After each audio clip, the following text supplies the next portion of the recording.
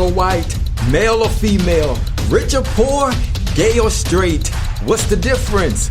Number 14 and number 41 are on a mission to improve the unity of the world, one person at a time. Welcome to the 14 and 41 Unity Show. Hello, I'm Alexis Hornbuckle, number 14. And I'm Matt Gersper, number 41. And I'm Khari Jones, number 17. And we're different, but made from the same stuff. Right on. So before we get started, I'd like to take a moment to dedicate this episode to the original Unity partners. The great Gail Sayers, who wore number 40, passed to the other side yesterday. And his great friend, Brian Piccolo, number 41, died 50 years earlier with Gail at his bedside. They were the very first black and white teammates in the National Football League assigned to be roommates back in 1967. Legendary coach George Halas said Gail was the perfect choice for such a unity move because of his quiet wisdom and integrity. Rest in peace, number 40 and number 41.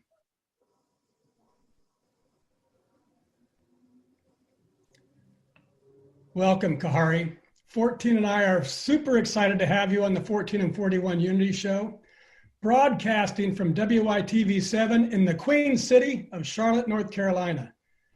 So welcome, and just take a few minutes, tell our audience about the good things you're doing as a head coach of the Montreal Alouettes, or as an ambassador for Living Works, or as a family man, or you take the next couple of minutes and let us know what's going on in your world. Yeah, well, first off, thanks for having me. I'm really excited to be here and talk to you guys. You pretty much mentioned it all. I've been up here in Canada for a long time. I'm from California and went to UC Davis and had a great little career there, and then ended up in Canada. And so I got a chance to play 11 years professionally and 9 in Canada and as a quarterback. And now I've been coaching for going on 12, 13 years, I think. And I'm fortunate enough to be the head coach of the Montreal Alouettes. We had a very good season in 2019. Unfortunately, we're paused because of COVID-19 for this season, but we'll be ready to go next year. And in the meantime, I'm doing a lot of different things with Living Works, which is a suicide prevention company that I've partnered with, and just being an ambassador for them has been great. I do some acting. I do a little bit of everything, but mainly here with my family. I have 2 daughters. One is just starting university this year. From home, unfortunately, but she's handling it well. And my other daughter's in 10th grade, and so me and my wife Justine, we're blessed. Take us back about 10 years. What was your main things you were doing then? Oh my goodness, 10 years. What was that? Well, that was about the beginning of my coaching career. I'd retired from football in 2005. I did some broadcasting for a few years, and then I started coaching up here with the Hamilton Tiger Cats in 2009, and it was great. It was a good transition for me. I loved still being around football. I felt like I had things to give players, and yeah, it was a good time. So my family kind of moved with me all these places, which I really thank them for. So we've lived all over Canada. We've lived in Regina, Saskatchewan. We've lived in Hamilton. We've lived in Calgary and Winnipeg. Now we're in Vancouver area. So it's been a nice ride. Well, 2 things. I noticed you've been in Canada a long time because in your Unity story, you spelled neighborhood wrong. That is how that's my spell check now. It's a Canadian spell check. It's color, neighborhood. They got that U in there. So I knew it. I was trying to look too. It's funny. And the other thing is, as I was doing a little bit of research on you, I got to see you and the guys in the locker room and your locker room speeches, and man, I got goosebumps, and I thought, I'm almost 60 years old, but I felt like I was ready to play again, Khari. So let me let me toss it over to you, Alexis.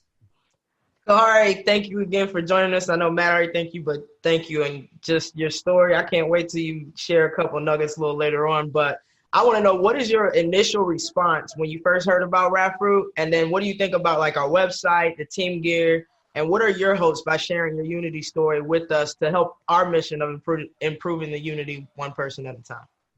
Yeah, well, first off, no, it's really good to meet you, and I read your story as well, and I thought it was fantastic. So, now when I first heard of Rafroot, I thought, what a cool thing initially, just because it is about unity, and that's been my biggest issue with everything, is trying to see how we come together as people, regardless of race or political party or whatever it is, just trying to find the common differences with people. And that's I think what you and Matt have is fantastic, because you're doing that through sports and talking about it through sports. And so that's been my life for so many years, is just trying to find out how we can come together as a team, either as a player or as a coach. Mm-hmm. And so no, I'm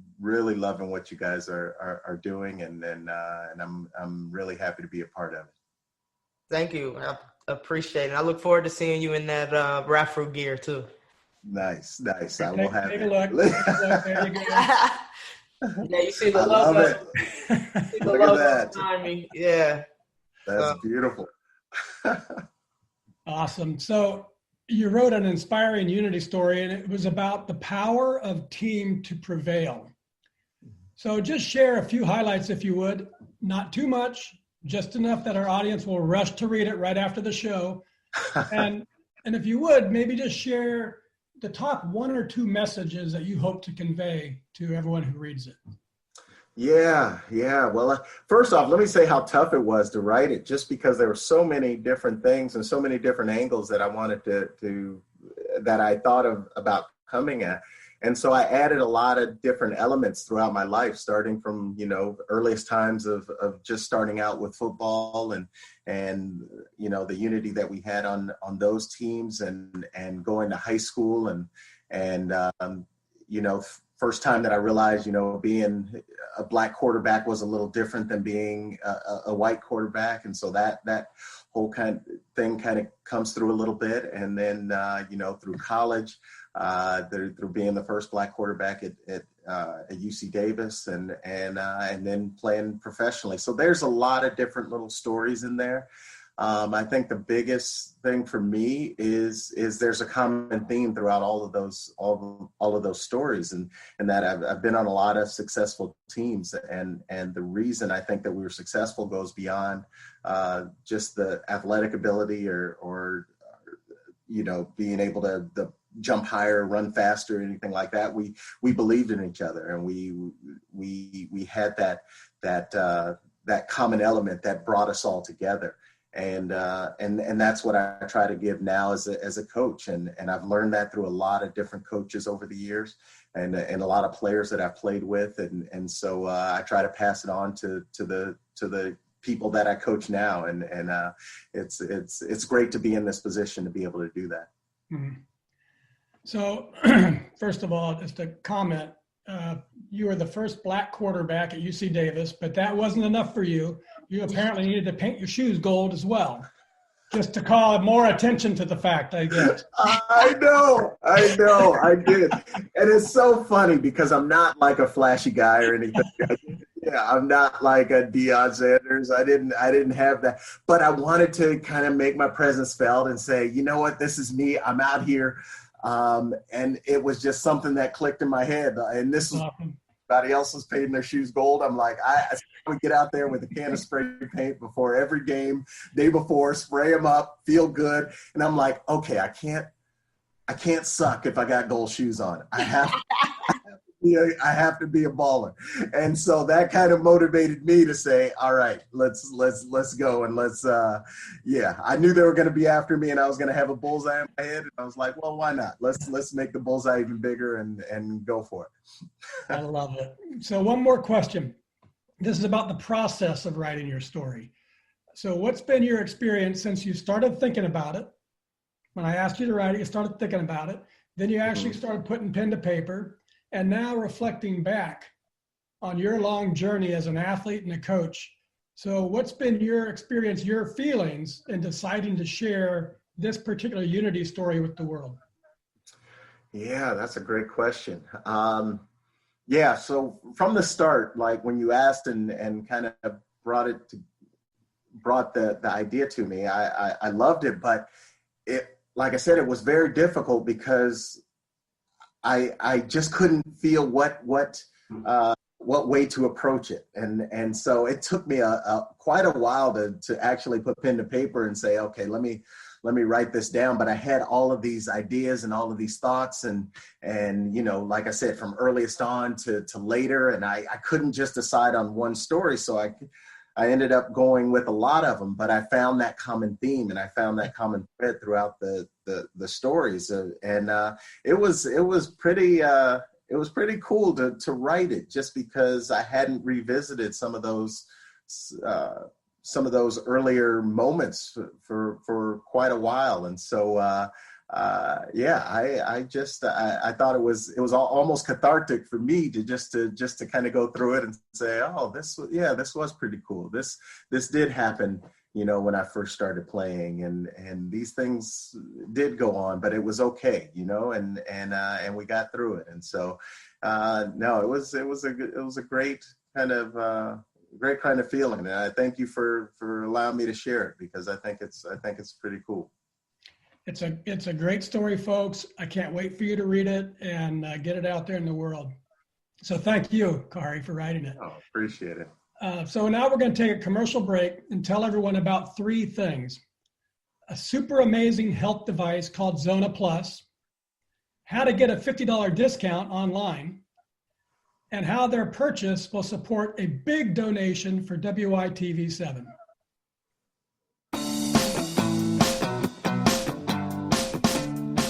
Mr. Happy Living here. I love good things made by good people. That's why I love Zona Plus, the world's first software-controlled handheld device that improves cardiovascular health. You're going to love it too.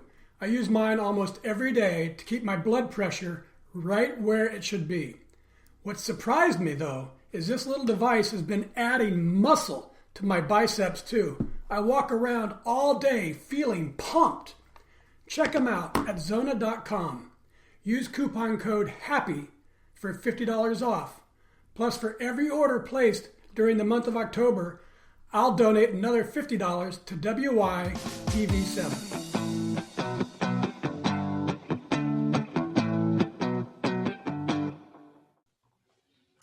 Welcome back, everybody. I definitely want to give a huge shout out to our October sponsors, Zona Plus and also Happy Living. Khari, we're going to jump right back into this thing. So how have the lessons you learned as an athlete, in particular the Unity lessons, helped you to become a better, more successful person?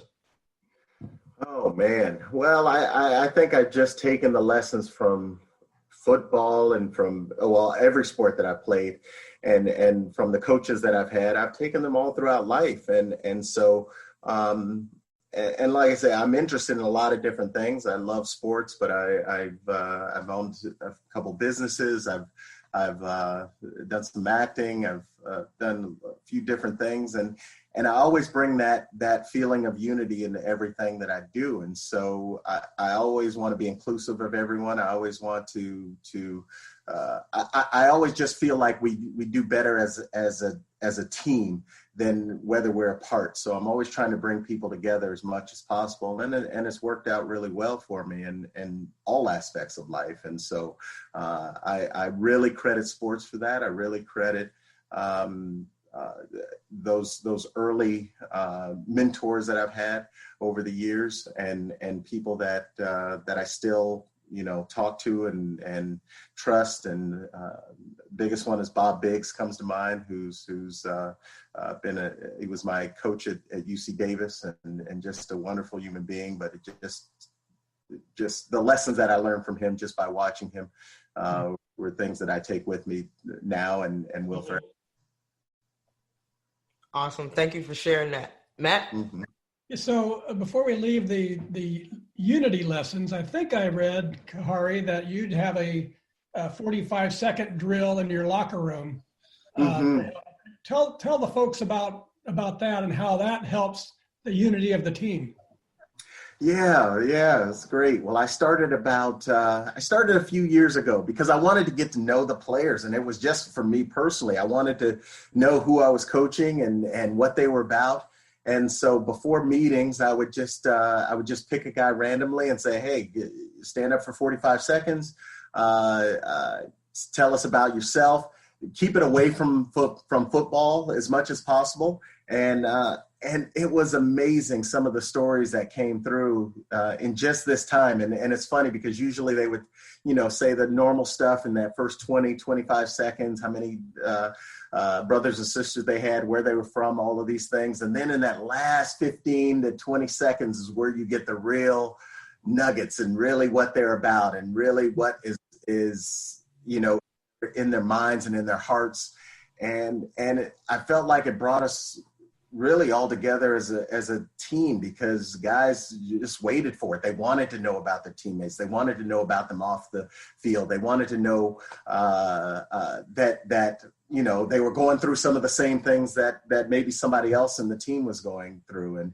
And I was really happy how it turned out because I started doing it with coaches, everybody. So we all just got to know each other a lot better and just brought us together even that much more. Did you find that defensive backs in general and strong safeties in particular were the most articulate and really had the most important things to say to the team in those? Oh, of course.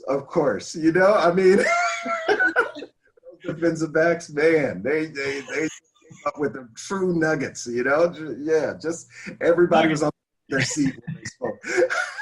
All right. So tell us a cherished story from one of your teams when you realized, as you wrote in your unity story, quote, we trusted each other so much because our coaches trusted us. Tell us a cherished story about that. Yeah. There's so many things. I think, let me bring it to even to the pros, 2001. So we had a team, 2000, I just started playing for the Blue Bombers and we had won some games and got to the playoffs. And then 2001 came and we just got on a roll and we ended up going 14-4 that year and winning 12 games in a row. And our coach, his name is Dave Ritchie, we would just run through walls for Coach Ritchie. And he was brilliant because he would have these speeches before games and we wouldn't know what the heck he was talking about.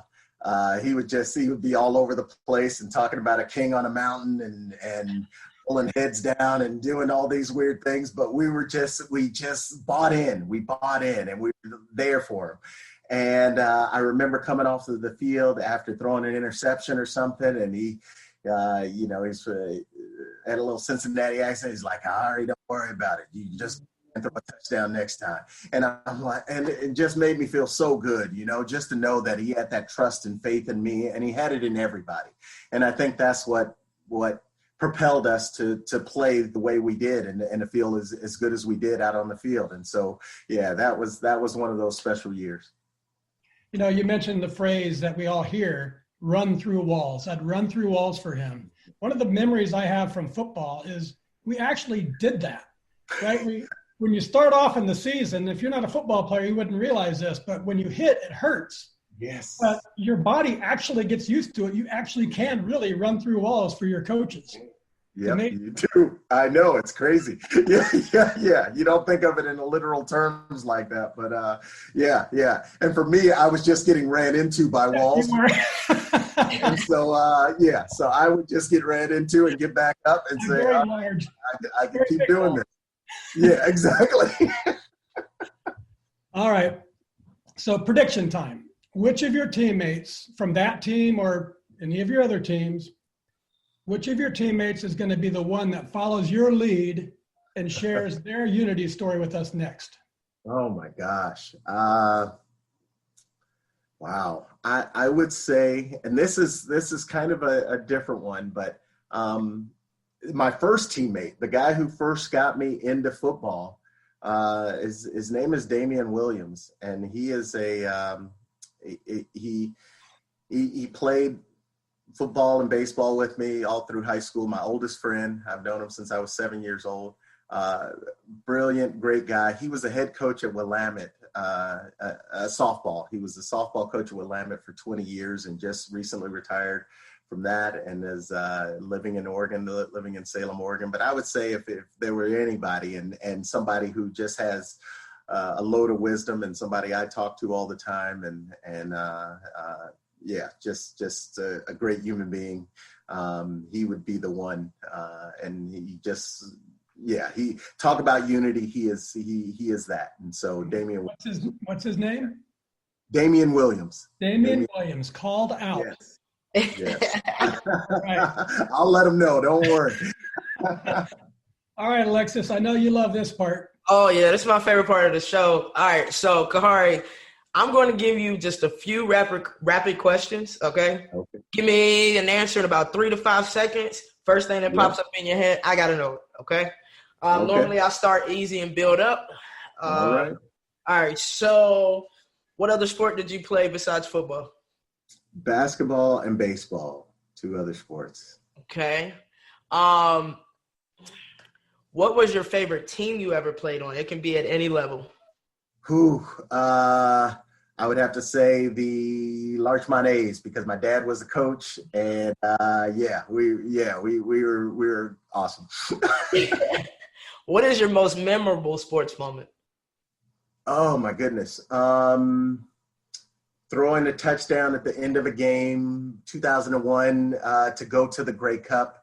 It was the last seconds of the game, and I was supposed to be a draw, but I ended up throwing a touchdown instead. So, not bad. What was the hardest lesson ever? Hardest lesson ever.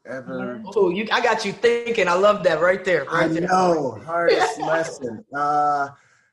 To be a better practice player. That was one thing that I had to definitely learn because I was mad because I wasn't getting on the field early on in my career, even at Davis and in the pros. And one of the big lessons I learned is that the coaches have to trust in you. And so you have to show what you can do in practice and not just be a game time player. And so that was a big lesson to learn. Okay. Last question would be, if you could live anywhere in the world, where would it be?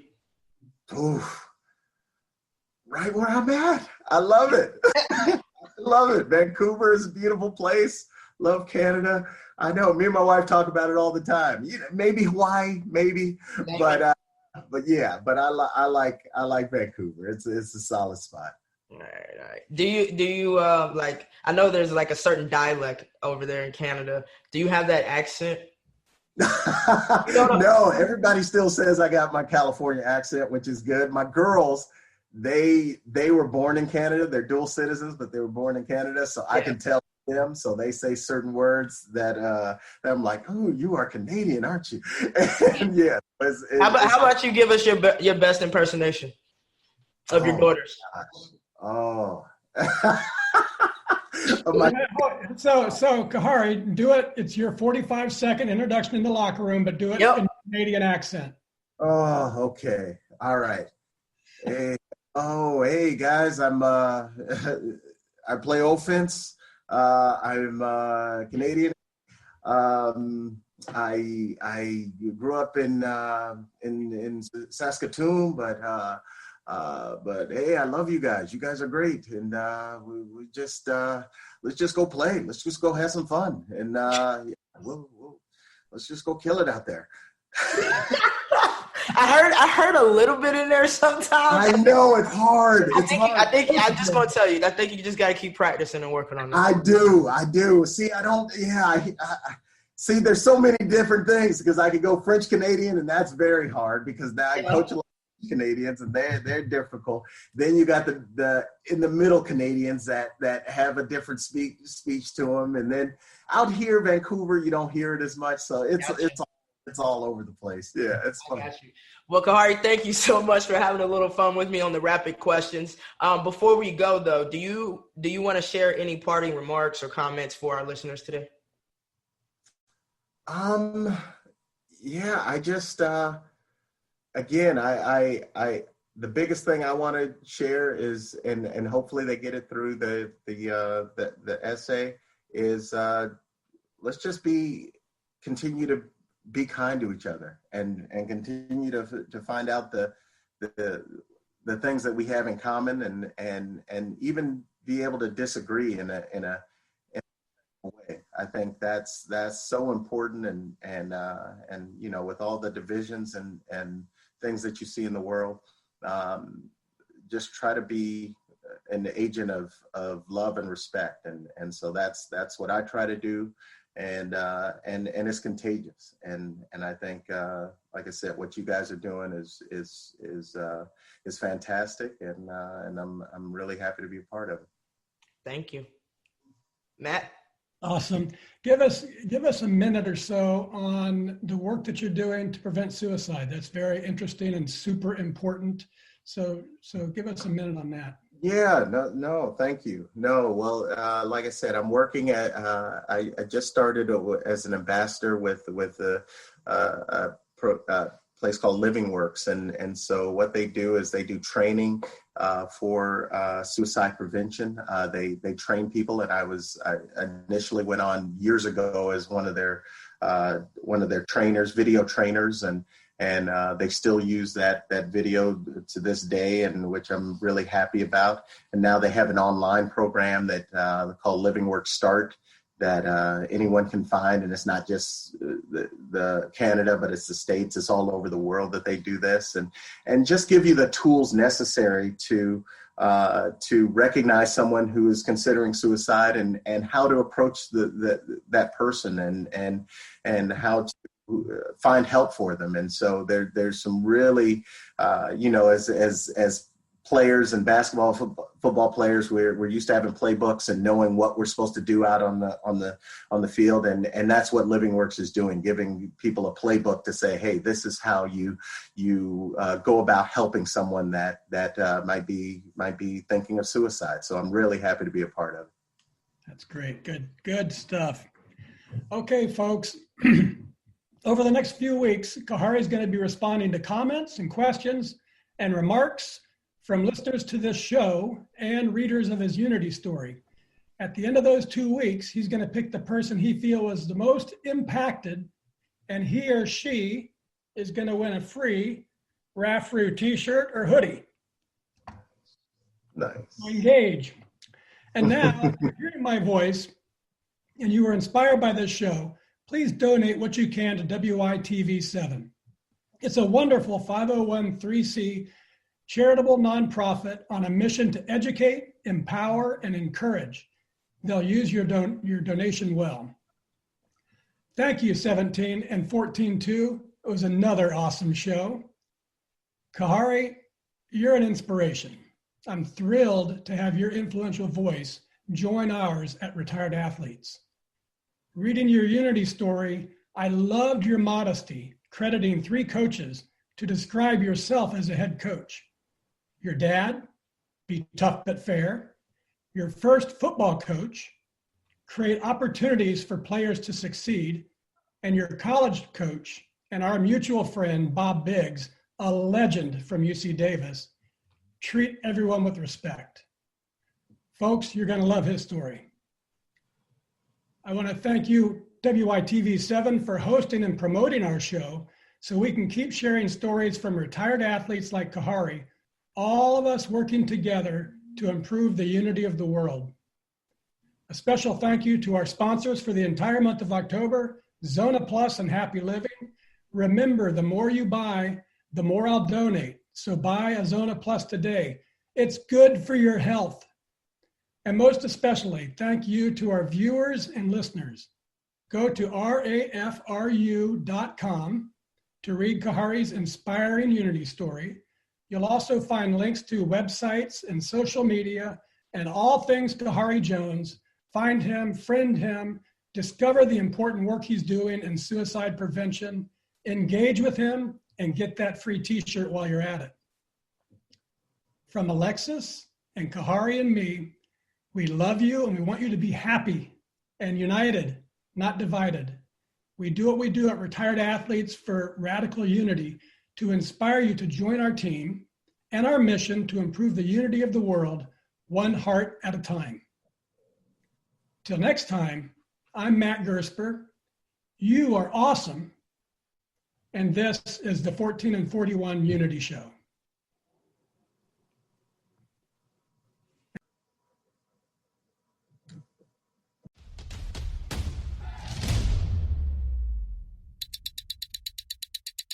Black or white, male or female, rich or poor, gay or straight. What's the difference? Number 14 and number 41 are on a mission to improve the unity of the world, one person at a time. The 14 and 41 Unity Show.